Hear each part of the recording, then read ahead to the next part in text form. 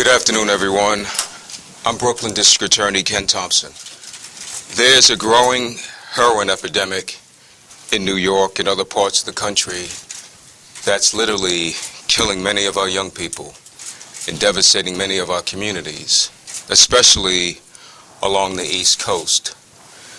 It's a silent but deadly drug plague that we all must come together to stop before it destroys any more families.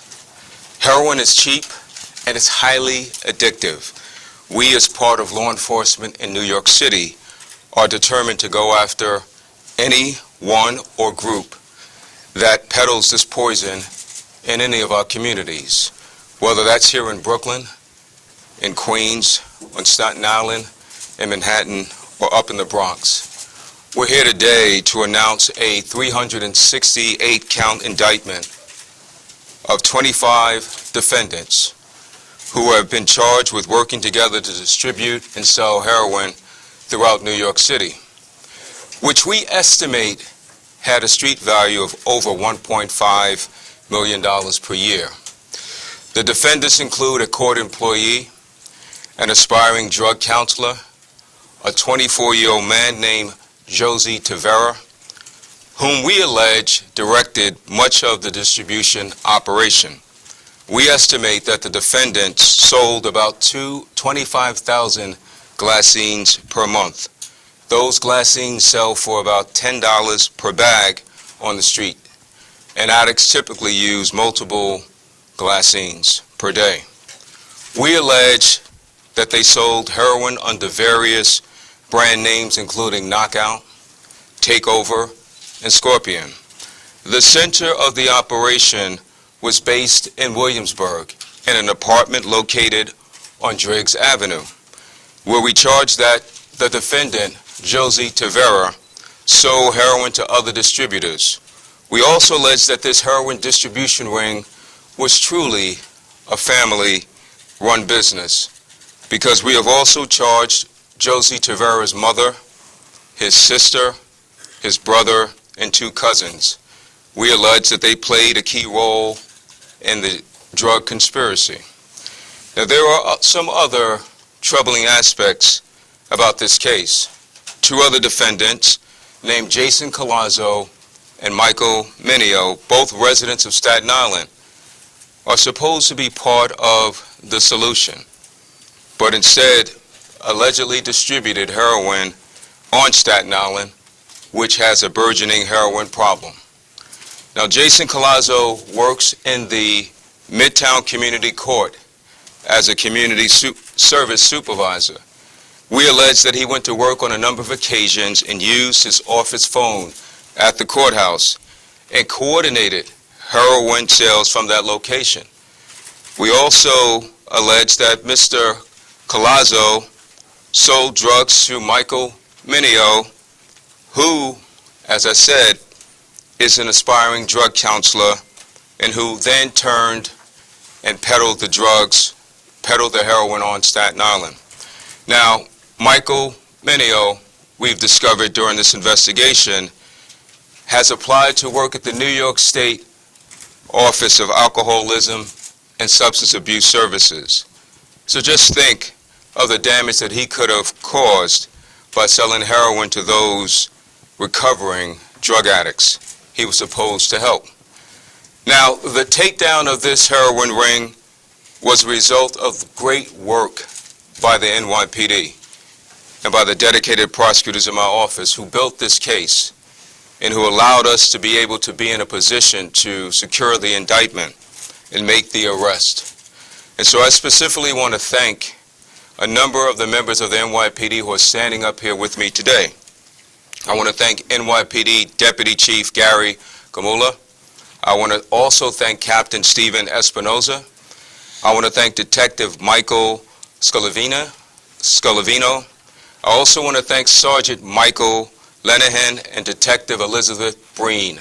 Now, there are some outstanding prosecutors who work in the Brooklyn DA's office, and I want to also thank them for their hard work. And they include ADAs Jason Goldberg and James Slattery, Deputy Bureau Chiefs Jonathan Sennett, and Tara Lineage, Chief of the Violent Criminal Enterprise Bureau, Nicole Chavis, and the Chief of Investigations, Willie Schaefer. Now, I want to explain in detail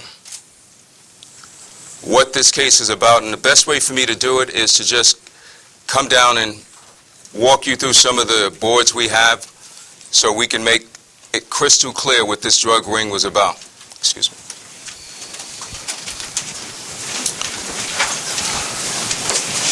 So what we have here is a face chart of the main players in this heroin distribution ring. We maintain that Josie Tavera was the person who was at the center of it all.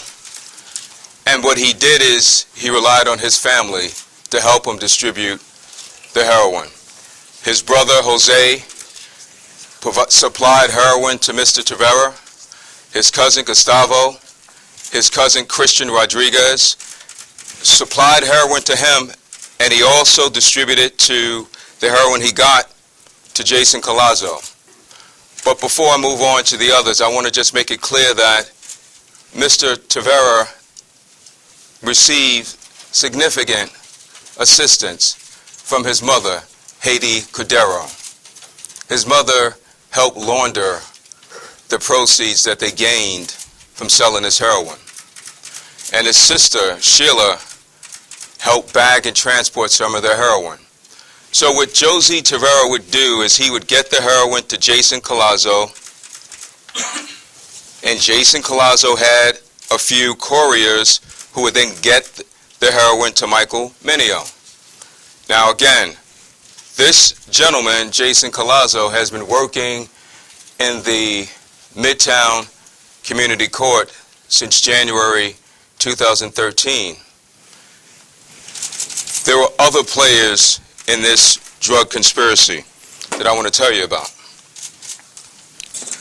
These individuals here represent different roles that were played in the conspiracy.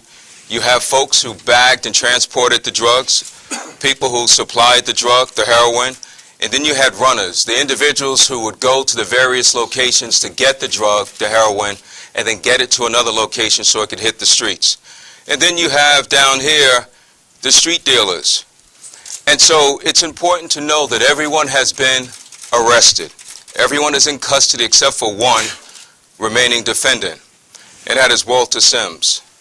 We are waiting for Mr. Sims to surrender, and we expect that to happen sometime today. Now, there were certain locations in this conspiracy that I want to point out. Much of the activity occurred at 778 Driggs Avenue, which is an apartment building in Williamsburg. This is where much of the heroin was delivered, we allege, to Josie Tavera and his family, and then it was sent out to different parts of the city, Staten Island and other parts. Now, we also, as far as we can determine in the investigation, know that Jason Collazo's home on Staten Island was also a key point, because Mr. Collazo would get the heroin and then at this location, and then he would have his couriers or runners distribute it to others on Staten Island. Now, I mentioned that one of the ways that Josie Tavera's mother helped him is that she laundered money. Well, she just went into a local bank, local branch of Chase in Williamsburg, and laundered the money there. She opened up this account in 2015, and we have her on tape discussing transactions, deposits she was making, and engaging in coded drug language, talking about bundles. These locations played a key role in this drug distribution ring. In addition, this chart here just gives you a sense of some of the places in Brooklyn, in Staten Island, and in Queens where we have been able to determine the defendants in this case sold their heroin. Now, obviously, we don't have every location that they distributed the heroin, but this is just an indication, and you can see much of it was in Williamsburg, some of it was actually in Prospect Heights, some of it actually was in Astoria and Ridgewood and Queens, and again, some locations on Staten Island. Now, what's also important to keep in mind is that many of us know that heroin is a very dangerous drug. People have died, and they continue to die from this drug. But what we learned during this investigation is that the defendants, Jason Collazo and Michael Mineo, knew that their Scorpion brand of heroin led to some dangerous consequences, such as shock, constriction of the throat, swelling of the face, swelling of the ears, and hives from head to toe. Now, in fact, what we did is we captured them talking on a wiretap about these dangerous effects. And we captured them laughing about how their customers swelled up and had bad effects, but what they called a scorpion's bite. Yo, bro, listen, I gotta tell you something. You changed my worker, bro, did it? Bro, in like anaphylactic shock, bro. His face blew up, his lips blew up, he was in hives, like from head to toe. This case is extremely important, not only to the people of Brooklyn, but to the people of New York City and the people of New York State. This heroin epidemic has killed young folks from Staten Island to Brooklyn, all the way up to Sullivan County, through Westchester. And when I say it's a silent drug plague, what I mean by that essentially is typically the heroin epidemic doesn't result in street violence, gun violence that gets the attention of the public. And so the public's outrage over this epidemic and these deaths has been somewhat muted. But we're determined to work every day to investigate and prosecute anyone who would dare to sell heroin on the streets of Brooklyn.